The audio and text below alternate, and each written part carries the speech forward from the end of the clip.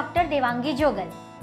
दोस्तों, भारतवर्ष की यह विशिष्टता है कि हमारे देश में ऋतुओं का जो वैविध्य है वह दुनिया में कहीं भी देखने को नहीं मिलता है। ऋषि मुनियों ने ऋतुओं के हिसाब से आहार विहार का जो विज्ञान बताया है उसी का नाम है ऋतुचर्या। आगे हमने शिशिर ऋतुचर्या की विस्तृत जानकारी ली थी। जैसे कि हम जानते हैं हेमंत और शिशिर मिलकर हमारा विंटर बनता है, वैसे ही वसंत और ग्रीष्म मिलकर हमारा समर बनता है। यानी कि गर्मियों की शुरुआत होती है वसंत ऋतु से। सर्दियों में शरीर में कफ जम जाता है। वह जमा हुआ कफ वसंत ऋतु में सूर्य की गर्मी से पिघलने की शुरुआत होती है और वह कफ शरीर से बाहर निकलने का प्रयत्न करता है।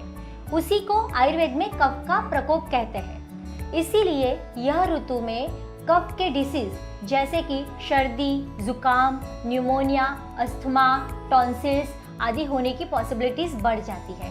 वैसे ही measles, mumps, chicken pox, skin disease etcetera viral infections होने की शक्यता भी बढ़ जाती है। दोस्तों, हमारे ऋषि मुनि दीर्घदृष्टा थे। उन्हें पता है कि वसंत ऋतु में कफ के रोग होने की शक्यता ज्यादा है। इसीलिए वसंत ऋतु से पहले आने वाली मकर संक्रांति के वक्त उन्होंने बता दिया कि इस ऋतु में तिल और गुड़ ज्यादा खाओ।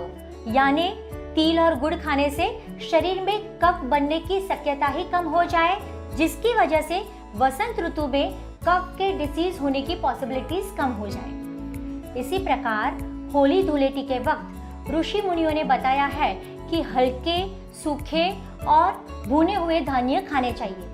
हमें पता है कि होली माता की पूजा के वक्त उसमें हम ज्वार की धानी, खजूर, मुमरा और चना डालते हैं।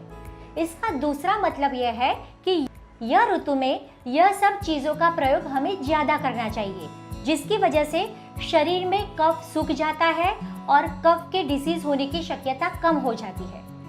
वैसे ही तीसरी महत्वपूर्ण चीज है पलाश पुष्प, जिसे हिंदी में टेसु के फूल कहते हैं और गुजराती में केसुडाना फूल कहते हैं। यह पुष्प पानी में भिगोकर वही पानी से इस ऋतु में हमें नहाना चाहिए, जिसकी वजह से स्किन डिसीज होने की शक्यता कम हो जाती है। इस प्रकार होली धुलेटी के वक्त भी हो सके तब तक केमिकल कलर्स की बजाय पलाश पुष्प के पानी से एक दूसरे को रंगना चाहिए। वसंत के बाद गर्मियों में आने वाली दूसरी ऋतु का नाम है ग्रीष्म ऋतु। वसंत में गर्मी थोड़ी कम होती है और खुशनुमा वातावरण होता है, जबकि ग्रीष्म में गर्मी बढ़ जाती है।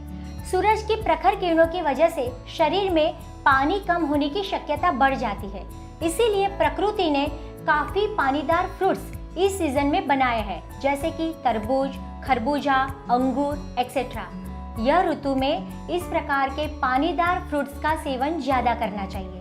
इसके अलावा प्रवाही ज्यादा मात्रा में शरीर में बना रहे वह देखना चाहिए और इसके लिए सौंफ का शरबत, नारियल पानी, गन्ने का रस, धनिये का शरबत, गुलकंद, उशीर पानक एक्सेट्रा लिक्विड इंटेक बार बार डालने चाहिए।